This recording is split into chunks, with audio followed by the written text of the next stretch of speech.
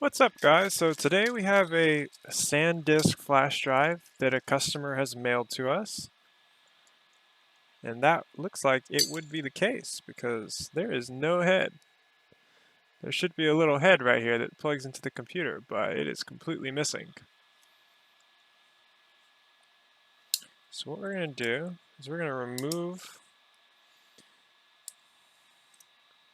the small little PCB or where the NAND is located.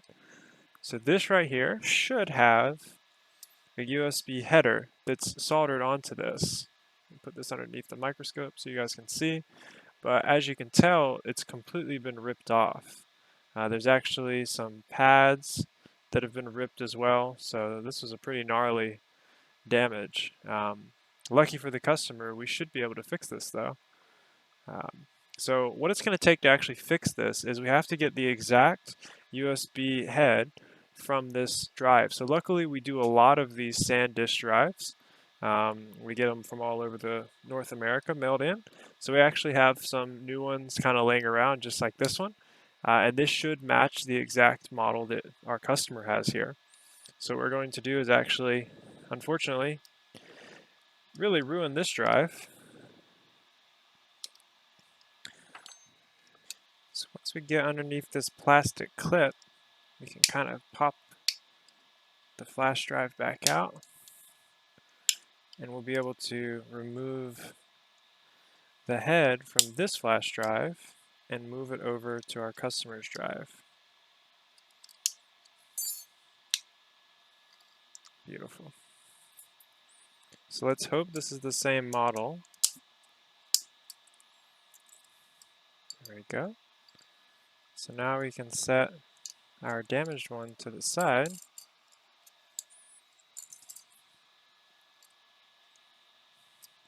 And now we need to get our donor, as we would call it, out. So let's compare and let's hope that they're similar. They should be. So there's the old one. We've got the 4 pads. Yes. So this should work. This should be a healthy donor. So the first thing we're going to do is detach that USB head from the drive. Alright, so we're going to put our donor flash drive in this little jig. This is going to kind of help it stay in place while we work on it. Really like these little tools. And the first thing we're going to do is switch over here to our scope view. We're going to add a little flux to ultimately add some more solder to make this a very easy process when removing. Now we're going to get our soldering iron.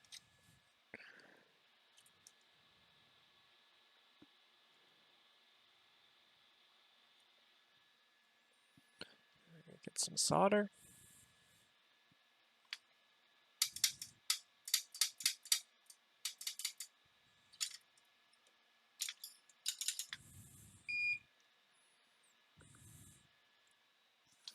Now that noise you guys hear in the background is actually a fan. It's a fume extractor. Kind of gets rid of all of the fumes that are created when you're heating up this flux.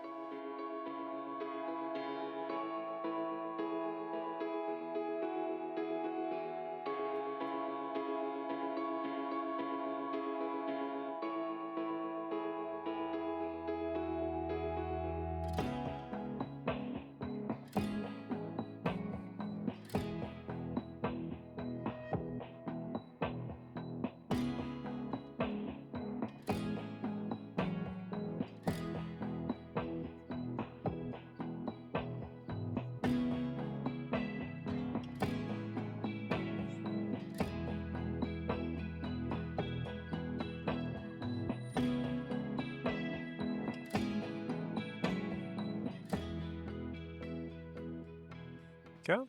Now it doesn't have to look pretty, because all we're doing is doing that. So we're only adding solder so we can simply disconnect it. Adding more solder like that actually lowers the melting point of the other solder that's on here, thus making it an easier process when removing it. Now there's multiple ways you can heat this up to remove it. I like using the same method as we would on a PlayStation 5. I find it to be the simplest.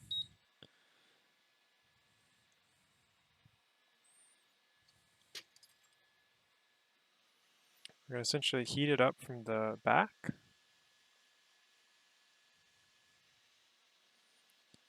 And the USB port itself should almost just fall off.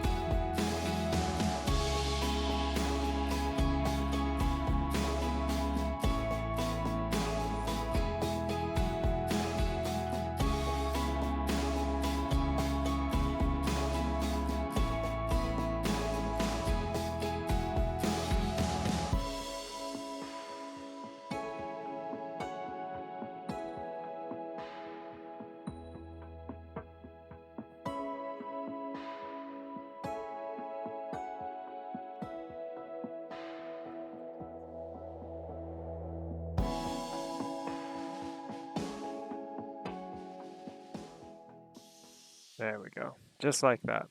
Just like I promised, it would just fall right off. And the best part about using that method is that, as you can tell, there's no damage to the plastic or the pins on this USB head, which means it's ready to be used on our customer's drive. Now, we make this process look really fast because we do it all the time, but if you're a novice and you have the micro soldering setup and past experience to do this, you might be able to do it. It may just take a little bit longer than it just took us, or took myself, speaking in the third person there. All right, so now what we're going to do is we're going to get the customer's drive. Now, some people watching may ask, why am I doing this? Why would someone be willing to pay to go through all the hassle? Well, on this chip right here, this is a NAND, and essentially this is 64 gigabytes, as notated on the NAND itself, of data. So there's 64 gigabytes of data on this available data, the storage, for this customer's drive. They may have tax files, they may have immigration documents, they may have data that's obviously not backed up, which is why it's here, that they need, and the only way to get it is by actually fixing this drive. There's no way to just buy another drive because the data won't be there. They need this exact drive fixed. So the next thing we're going to do is we're going to actually get our new donor head. And we're going to make sure it kind of lines up here. So it does perfectly. So what we're going to have to do is actually expose the connections on this drive. So we're going to zoom in really, really close here. And what we can see is that this is a ripped pad, so it's completely missing. So if we compare this to our donor drive, which obviously we just took apart, we'll do a side-by-side comparison here so you guys can see what we're trying to fix. So if we look closely,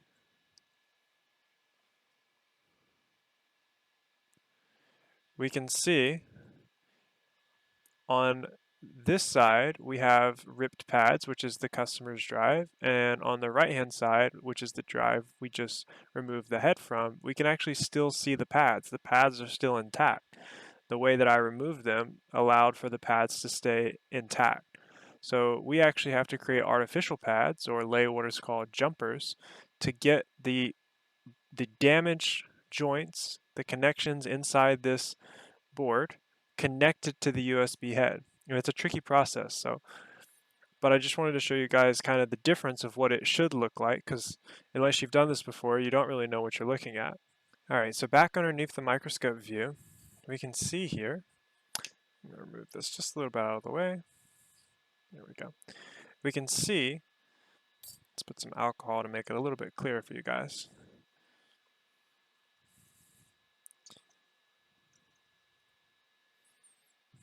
Ah, look at that, nice and clean. So we can see right here, that little bit of exposed copper is where we need to solder to.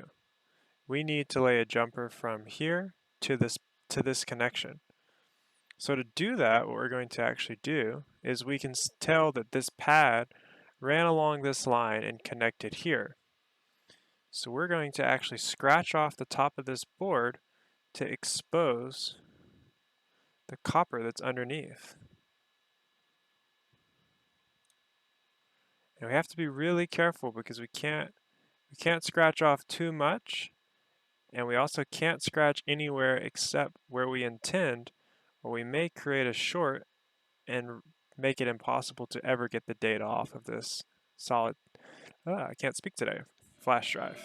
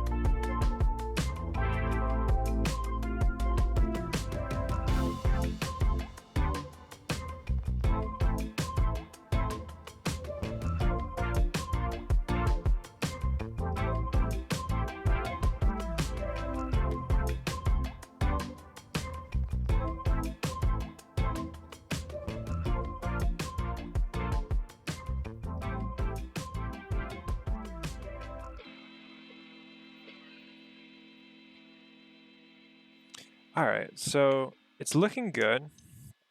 So we have a couple different options here. We can do this a few different ways. You can essentially just run jumpers and connect the head without repairing basically these anchor points, but I don't like doing that method. I think it's kind of sloppy. So we're going to actually repair the legs that are still, so we're really going to remove these legs that are still stuck in here, and then actually completely repair this drive.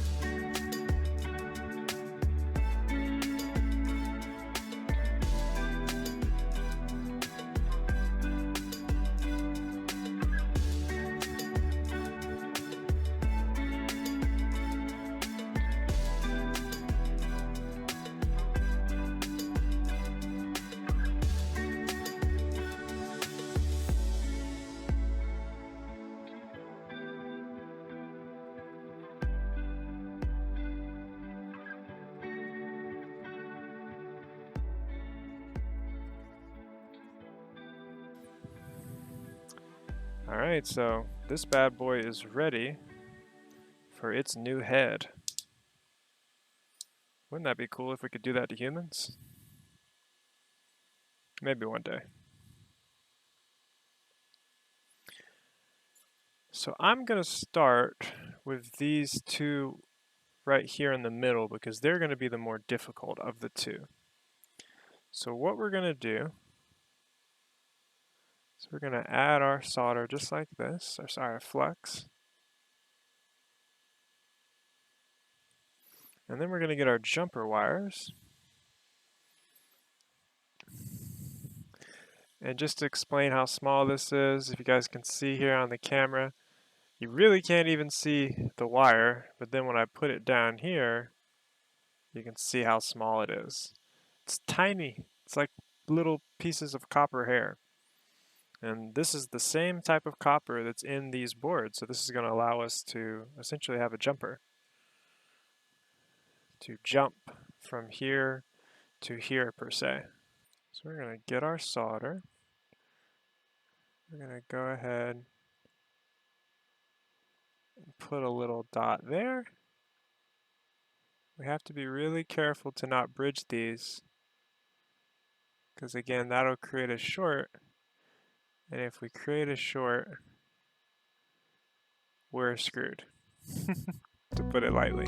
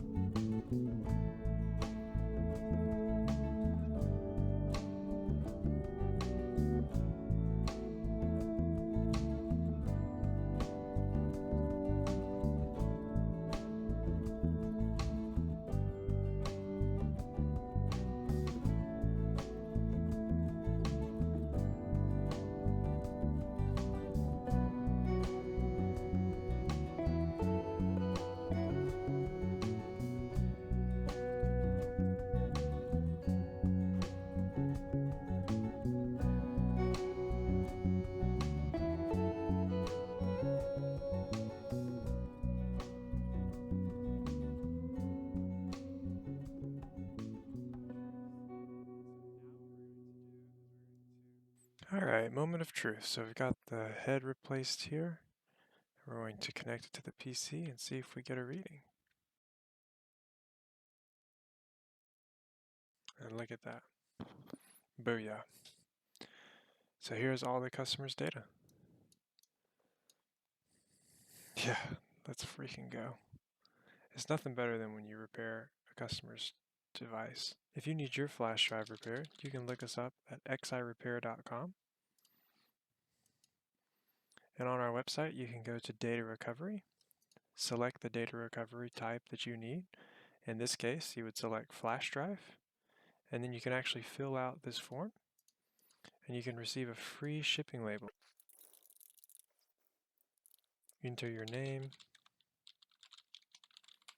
phone number, and email for us to contact you at, and you can either bring it into our service center located in Montgomery, Alabama, or if you're out of state, you can simply mail it in to us with a free shipping label provided by us. Click Get a Free Label, enter your address, and click Book Repair. This will generate a free UPS shipping label, and you can mail your device to us directly for free. Just click the Print Shipping Label button, and here will be a label. To print it, you can just click Control P to download it and or print it from any printer in your house. You can use any size package, however, we prefer that you use appropriate size packaging, meaning don't ship your flash drive in a PlayStation 5 box. Once we receive your device, it'll take a day or a few days for us to diagnose it, and we can contact you. Also, if you would like to go over these instructions again, or if you have any other questions, you can always reach out to us at team@xirepair.com or call us at 777-1234, and that's area code 334-777-1234. We've repaired over 35,000 devices, and we'd be happy to repair yours. Thanks for watching.